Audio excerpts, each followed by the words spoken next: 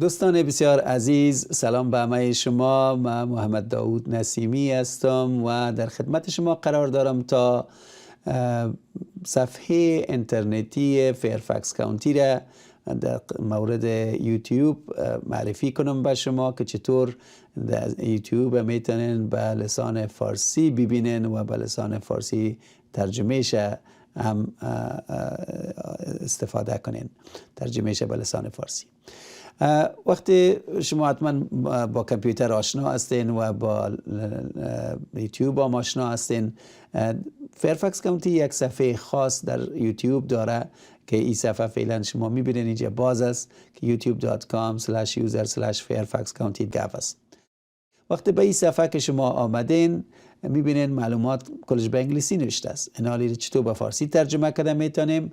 به طرف راست بالایی صفحه ببینیم 3 دانه نقطه سر به سر موجود است یا 3 نقطه عمودی. سر از این وقتی کلیک کنیم برای ما اختیارات لسان ها را میده و اینجا لسان انگلیسی، یعنی ایره که انتخاب کنیم دیگه لسان ها لستش میایه. این حال لیست لسان ها اینجا به ترتیب الفباست، اما لسان فارسی به ترتیب الفبا نیست، در قسمت پایینی به خود فارسی نوشته است. یعنی میبینیم که اینجا عربی باز فارسی. این حال فارسی رو وقتی انتخاب کنیم همین صفحه کلش ترجمه میشه به فارسی. البته ترجمه چون توسط کامپیوتر میشه به صورت اتومات، دیگه کلماتش بعضش شاید دقیق نباشه.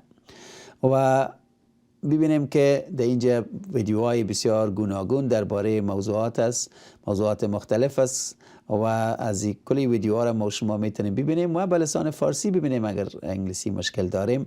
و در اینجا ببینیم ویدیوهای زیاد است، ولی در این روزها چون درباره ویروس کرونا حتما نگران هستیم، چطور مثلا به یک ببینیم یک ویدیوی کرونا را چطور به فارسی دیده میتونیم. این ویدیوی کرونا در قسمت پایین دست راست است. وقتی سر از این کلیک کنیم ویدیوی کرونا برای ما اینجا ظاهر میشه. ویدیوی کرونا این حال بازم این شخص به انگلیسی گپ میزنه، اما گپش اگر نمیفهمیم چطور به فارسی همین ترجمه از زیر در زیر نویس بگیریم در روی صفحه به اصطلاح ساب تایتل. این طور ایره میتونیم تبدیل کنیم لسانش به فارسی که در این طرف راست پایینی صفحه اگر ببینیم اینجا یک عکس یک چرخه یا دنده را میبینیم. سر از این چرخه وقتی کلیک کنیم اینجا میبینیم که لسان میآید.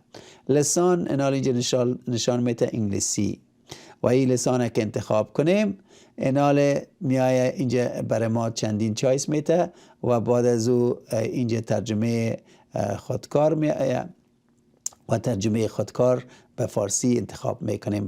وقتی را انتخاب کنیم لسانها برای ما ظاهر میشه و لسانهای گوناگون است.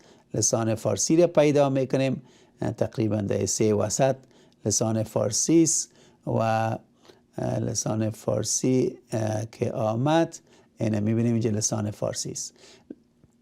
لسان فارسی را که انتخاب کردیم یعنی ببینیم این حالی ساب تایتل ها یا زیرنویس ها به فارسی برای ما ظاهر میشه.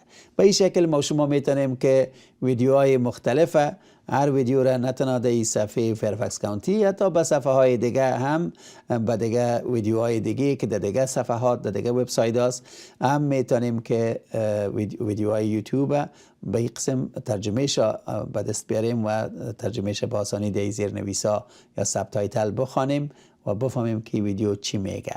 دیگه امید است که به این شکل شما بتونین از ویدیوهای مختلف یوتیوب به لسان خود فارسی استفاده کنین. خداوند با شما باشه. سلام و رحمت الله.